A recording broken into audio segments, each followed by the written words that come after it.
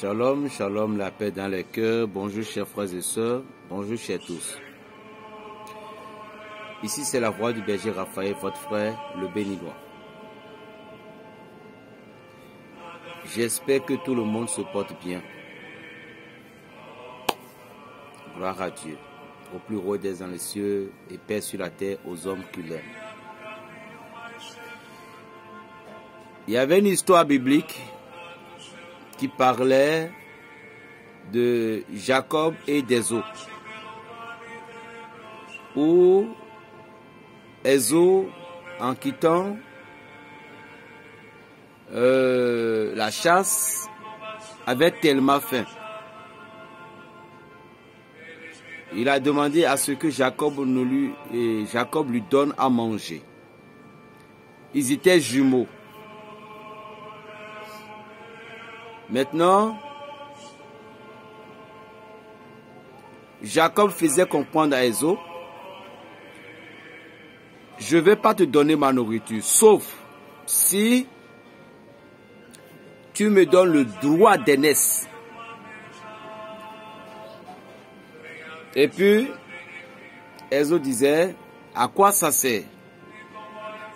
Jacob dit, si tu ne donnes pas, moi-même je ne vais pas te donner. Ésaü dit, d'accord, prends-le, tu es mon grand frère. Et puis, ça a été changé ainsi. À cet instant T, l'atmosphère spirituelle a changé de condition dans le cas d'Ésaü et de Jacob. Ce qui veut dire, la transmission spirituelle se s'est produite. Le droit d'aînesse d'Ésaü était parti chez Jacob. Et au moment où la bénédiction doit jaillir, cette bénédiction qui a été préparée normalement en Israël, c'était l'aîné qui doit recevoir ses grâces, mais c'était tombé sur Jacob. Et ceci a produit des désaccords entre ces deux frères. Je ne vais pas aller loin sur ce sujet, mais qu'est-ce que ce passage sacré biblique nous enseigne? Parfois, nous vendons nos virginités. Parfois, nous vendons nos richesses à l'ennemi à laquelle... c'est un enseignement. C'est un enseignement, je ne considère pas Jacob comme ennemi, mais je parle comme ce qui se passe dans la nature. Au lieu de se patienter, nous vantons notre gloire, notre étoile aux ennemis.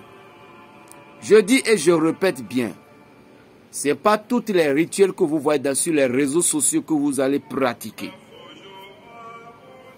Parce que vous ne connaissez pas cette personne qui partage ces recettes-là. Vous ne connaissez pas sur quel esprit c'est basé.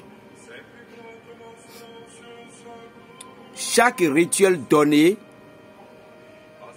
est accompagné toujours par une entité. C'est toujours une entité qui suit chaque rituel. Et si cette personne était un pasteur, homme de Dieu, prêtre, admise, peu importe, lorsqu'il est venu, il vous donne des feuilles à utiliser, des prières à utiliser, certaines choses à utiliser. Même les sommes aussi se pratiquent dans le monde spirituel chez Ethan. Vous voyez que c'est un peu étonnant. Mais tout simplement c'est le discernement et la patience qui va nous montrer les vrais chemins, que Dieu ouvre nos yeux. Donc qu'est-ce que je dis par là? Ésaü a vendu son droit d'aînesse. Et au cours de la bénédiction, Isaac demandait, Ésaü, va aller me chercher un gibier pour que je puisse manger pour te bénir. Rebecca avait entendu ceci. Lorsque Ésaü était parti, Rebecca disait, elle a dit à Jacob, Jacob, je ne peux pas être là et que ton frère viendra occuper ta place. Alors, va aller prendre une de tes troupeaux, un brebis, un agneau tout neuf, pour que nous les frions en sacrifice, pour que ton père puisse manger. Et cela a été fait. Après tout, lisez bien l'évangile et les textes de la Genèse, vous allez bien comprendre ce que je dis. Ceci pour dire, toute chose sur cette terre concourt à un risque et concourt à un prix à payer. Nous devons payer un prix dans chaque domaine, dans chaque acte, dans chaque chose que nous faisons. Si vous désirez un grand miracle dans votre vie, vous devez agir sans réfléchir. Agissez d'abord. Et s'il y avait l'échec, ne dites pas que vous avez échoué ni fait de l'erreur, mais vous avez acquis, vous avez reçu une leçon.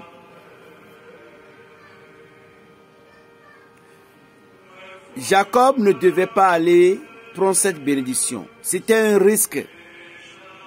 Mais Rebecca, la maman, dit que toutes tes malédictions viennent sur moi. Toi, tu vas recevoir ces bénédictions-là. Ezo avait des poils aux doigts.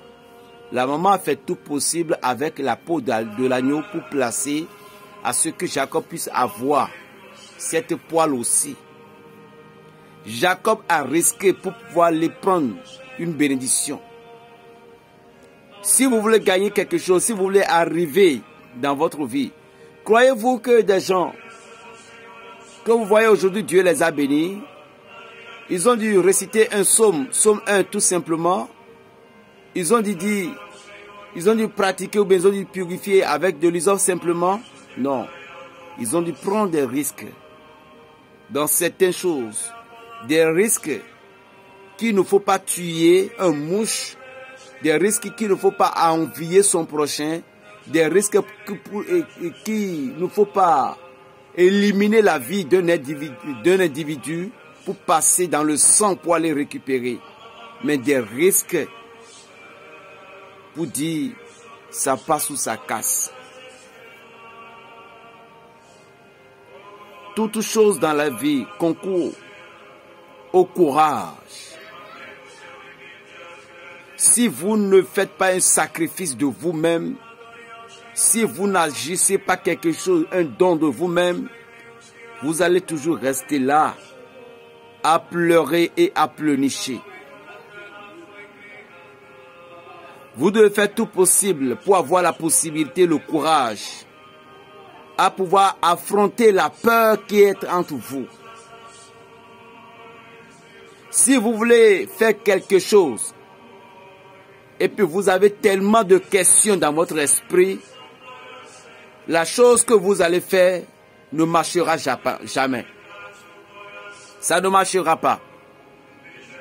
Si vous voulez aller à un concours, et vous avez tellement de questions dans votre esprit, concours en question aura des difficultés. Si vous avez une victoire à acquérir, et tant de questions, vous ne pouvez pas obtenir ce résultat de victoire. En toute chose, vous devez oser comme Véronique a fait. Véronique, dans la foule, il a localisé le Christ. Il a activé le miracle dans son esprit. Si je m'approchais en touchant son vêtement. Vous devez parfois renvoyer la peur de votre esprit et y foncer de l'avant. Aujourd'hui, si les chrétiens, vous devez enlever la peur de votre esprit. Et si la peur peut ôter de votre cœur, vous allez comprendre le pouvoir que Dieu vous a donné dans le sein de l'Église. l'Esprit Saint qui fait la diversité, mais c'était le seul et l'Esprit. L'Esprit qui avait tous les dons. C'était l'Esprit de Dieu. Vous ne pouvez pas partir à la guerre en train d'avoir peur de manipuler les épées. Dans ce monde, en ce monde, dans Jérémie 48, verset 10, et dans le Gethsémani aussi, si quelqu'un a petit couteau qui prend, Jérémie 48, verset 10 disait, si tu baisses les bras, c'est moi-même qui te ferai trembler devant tes ennemis. Vous ne pouvez pas rester là pour dire, oh, le Christ dit, écoute-moi mon frère, ce que le Christ nous a enseigné, c'est son amour et l'amour du prochain. Vois toutes ces choses, mon frère, tu le fais déjà. Mais au moment dont l'ennemi est arrivé à un objectif, ta mission dans ta famille, c'est toi que Dieu a choisi. C'est toi que Dieu a choisi pour que tu puisses sauver ta famille. C'est toi que Dieu a choisi pour que tu puisses délivrer tes frères. C'est toi que Dieu a choisi pour que tu puisses porter la lumière dans ton foyer, dans la vie de tes enfants. Chers collègues, chers amis, si c'est toi la flambeau de cette famille et tu es là, tu dis le Christ a dit de prier pour les ennemis, le Christ a dit de faire ci, de faire ça. Bien sûr, priez pour nos ennemis, ceux qui nous persécutent et nous maltraitent, car le jour du pardon approche. Aimons-nous les uns les autres. Le monde d'aujourd'hui, n'oublie pas ce que la puissance du Saint-Esprit, ce que Dieu a laissé à travers la bouche du Christ. Il dit, je pars, je vous enverrai le consolateur. Il viendra vous réconforter. Il y a beaucoup de choses que je ne vous ai pas dit, que je ne peux pas vous dire parce que vous n'êtes pas encore prêts pour pouvoir les supporter. Mais quand lui, il sera là, le maître consolateur, il vous dira tout de moi, tout. Il va entendre, il ne va pas parler de lui, mais tout ce qu'il a appris de moi, entendu de moi. Alors, qu'est-ce que vous imaginez aujourd'hui? Que si l'Esprit Saint n'est pas dans la chair de certaines personnes pour vous ouvrir les yeux, pour vous dire la vérité concernant l'Église. Vous devez comprendre que mon peuple périt faute de connaissance. Vous vous laissez aux sorciers vous tuer, aux marabouts vous tuer, aux féticheurs vous tuer, aux grands maîtres de certains réseaux sociaux vous tuer. Vos étoiles sont arrachées, vos chances sont arrachées, des maladies introduisées dans le corps, maux de tête, maux de ventre, maux du cou, tout. On arrache nos grands-pères. Regardez ce qui se passe aujourd'hui dans le monde entier. Il y a des familles maintenant, vous êtes à l'extérieur, Paris, Amérique, États-Unis, Londres, Jamaïque, peu importe, mais vous n'êtes jamais heureux. Les gens ont entendu que monsieur de telle famille est voyagé, mais allez demander ce qui se passe avec ce monsieur. Dans son destin, il doit voyager forcément, c'est pourquoi il a voyagé. Mais c'est un pauvre dénégré là-bas, vaut mieux de rester dans son pays. Parce que la malédiction royale, la malédiction familiale est en train de déranger sa vie. La bénédiction qui est sur vous, vous ne pouviez pas rester la maison paternelle ni la maison maternelle pour progresser votre vie. Vous devez vous détacher, couper le cordon spirituel qui vous dérangeait pour pouvoir évoluer. Chers amis, vous devez comprendre ce qui ne va pas dans votre vie. Parfois, c'est à cause de votre peur. Dieu vous a montré beaucoup de chemins. Tu es tombé par hasard sur une vidéo comme celle-ci, ou même sur une autre vidéo où un frère qui parlait bien, il t'a touché. Et toi-même, tu sentais que c'est un frère, c'est une sœur réelle. Et l'esprit te disait, accroche-toi à cette personne, accroche-toi à cette dame, accroche-toi à ce monsieur. Mais tu dis non, que ce sont les démons. Mais tu seras toujours dans ton ignorance. Parce que tu ne veux pas connaître la vérité. Parfois, le Dieu que nous prions, ce Dieu en question, il fait la diversité. Mais il est toujours comme ça. Comprenez ceci. Le Christ que tu adores, il y a des gens, eux, ils sont nés pour pouvoir garder le visage de certains évangiles de Jésus-Christ. Comme pardonnez vos prochains.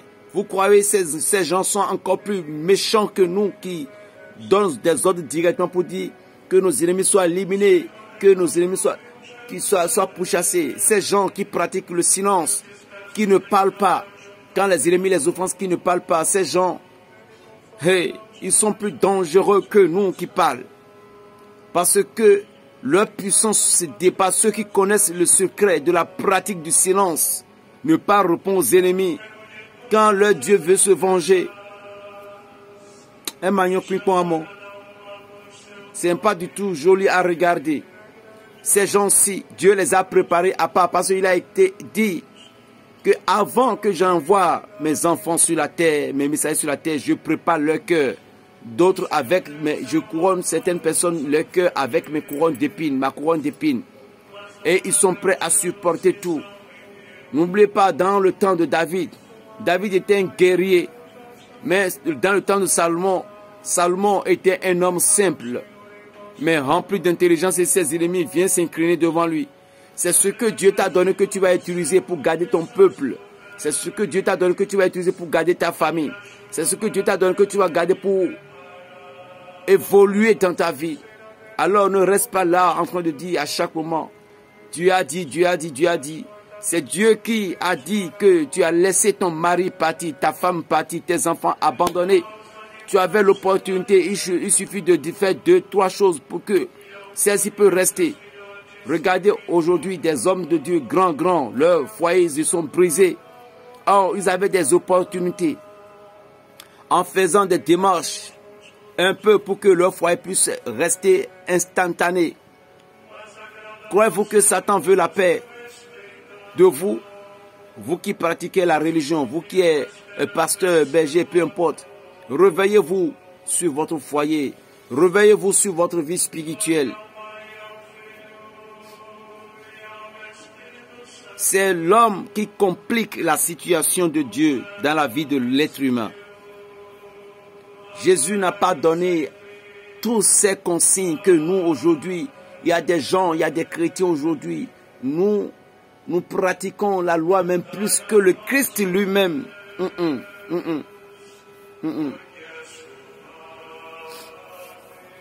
Chers amis, écoutez-moi très attentivement que ce que Dieu vous a donné, vous ne pouviez pas laisser s'échapper. Il y a des gens, vous êtes nés pour le combat. Il y a des gens, vous êtes nés pour l'amour. Parce que l'évangile du visage du Christ doit être ainsi.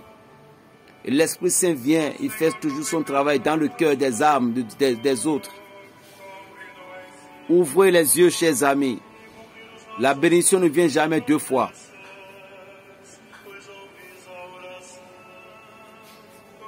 Je vous remercie. L'histoire de Jacob et Ésaü nous enseigne tout simplement. Sachez parler.